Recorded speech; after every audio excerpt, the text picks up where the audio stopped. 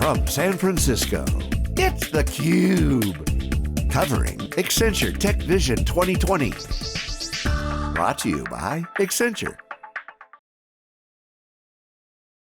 Hey, welcome back everybody. Jeff Frick here with theCUBE. We're at the Accenture San Francisco Innovation Hub on the 33rd floor of the Salesforce Tower in downtown San Francisco. It's 2020, the year we know everything with the benefit of hindsight. And what better way to kick off the year than to have the Accenture Tech Vision reveal, which is happening later tonight. So we're really happy to have one of the authors who's really driving the whole thing. He's Michael Biltz, the Managing Director of the Accenture Tech Vision 2020, a very special edition. Michael, great to see you. Hey, thanks for having me. Absolutely, so you've been doing this for a while. I think we heard earlier this thing's been going on for 20 years. It is.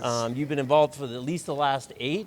I think a little bit more than that. Yeah. So what's kind of the big theme before we get into some of the individual items? So I mean, I think right now what we're really talking about is that our real big theme is this: we the digital people. And it's that recognition that says that we've fundamentally changed. I mean, when you start looking at yourself and your lives, is that you've gotten to a point where you're letting your cell phone track you. Your car knows where you are probably better than your spouse does. You're handing your key to to Amazon and Walmart so they can deliver packages in your house. And more than that is that actually we're trying to start to, revolve our lives around this technology. I look at my own life, and we just sold our second car, specifically because we know that Uber and Lyft exist to fill that void. Right.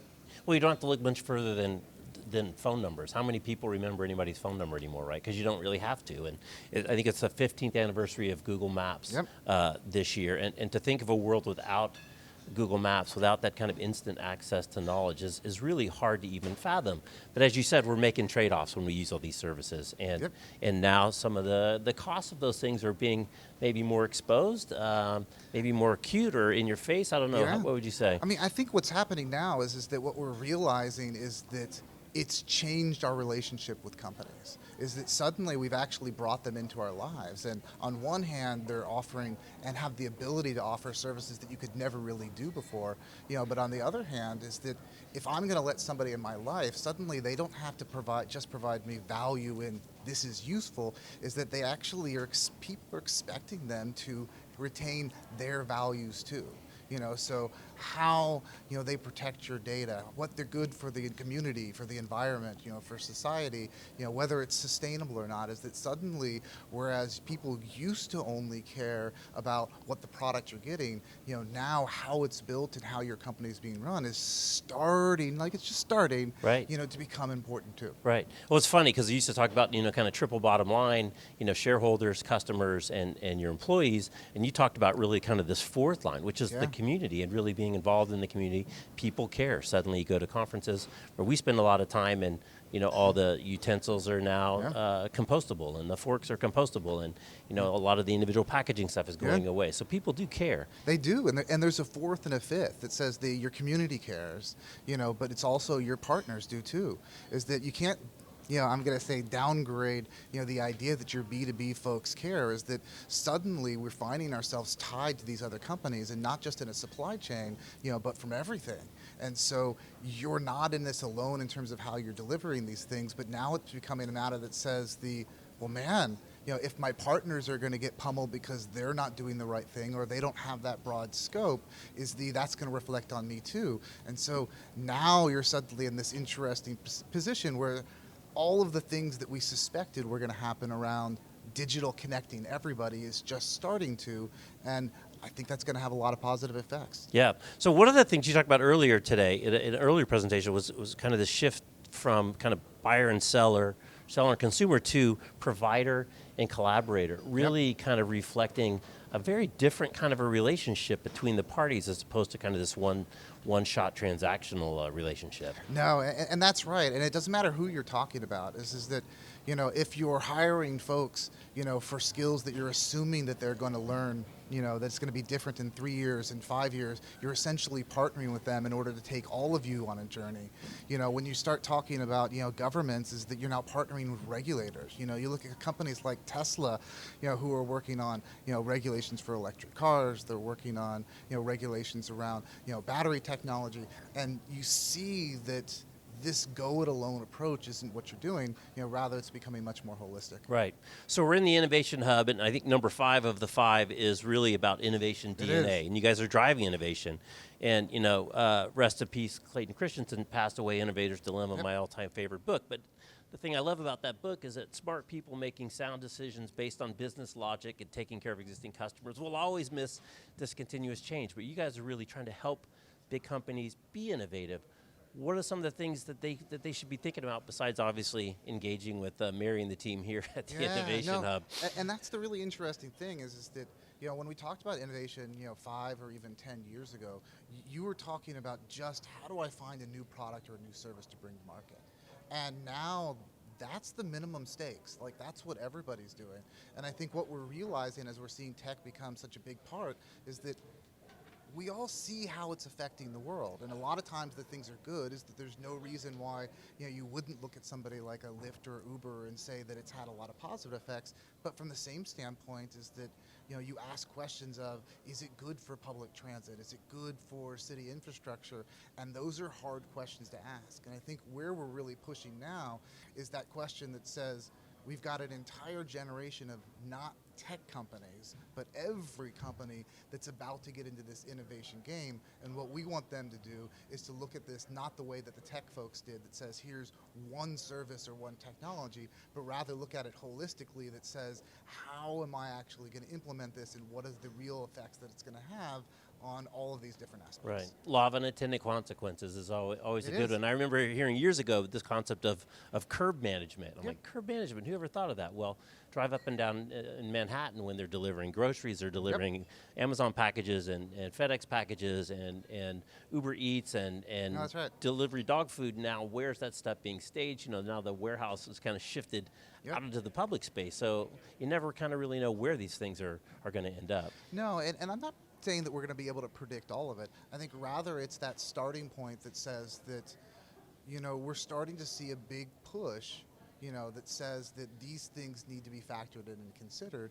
And then similarly, it's if you're working with them up front, it becomes less of a fault, a fight of whose fault it is at the end, and it becomes more of a collaboration that says how much more can we do if we're working with our cities, if we're working with our employees, if we're working with our customers. Now, another follow-up, you guys have been talking about this for years, is every company is a tech company or a digital company, depending on how you want to spin that. But as you were talking about earlier today, in doing so and in converting from products to service and converting from an ongoing relationship to a one-time transaction, it's not only at that point of touch with the customer, but you've got to make a bunch of fundamental changes back in your own systems to support kind of this changing business model. Now, and that's right. And I think this is going to become the big challenge of the generation, is that we've gotten to a point where just using their existing models for, how you interact with your customers or how you protect their data or who owns the data, all of these types of things is that they were designed back when we were doing single applications and they were loading up on your Windows, PC. And where we're at now is that we're starting to ask questions that says, all right, in this new world, what do I have to fundamentally do differently? And sometimes that can be as simple as asking a question that says, there's a consortium of pharma folks who have created a joint way for them to develop all of their search algorithms for new drugs, but they're using blockchain, and so they're not actually sharing the data. So they do all the good things, but they're pushing that. But fundamentally, that's a different way to think about it. You're now creating an entirely new infrastructure because what you're used to is just handing somebody the data, and what they do with the data afterwards, is kind of their issue and not yours. And so now we're asking big new questions to do it. Right. Another big thing that keeps coming up over and over is trust. And again, we talked a little earlier, but I find this really ironic situation where people don't necessarily trust the companies in terms of the people running the companies and what they're going to do with their data, but they fundamentally trust the technology coming out of the gate and this expectation of course it works, everything works on my on my mobile phone. But the two are, related but not equal. No, I mean, they're not. I mean, and it's really pushing this idea that says we've been looking at all of these, I'm going to say, scary headlines, of people not trusting companies for the last number of years, while at the same time the adoption for the technology has been huge. So there's this dichotomy, that's going on in people, where at one point is they like the tech. I think the last stat I saw, is that everybody spends, up to 6.5 hours a day involved, on the internet, in their technology.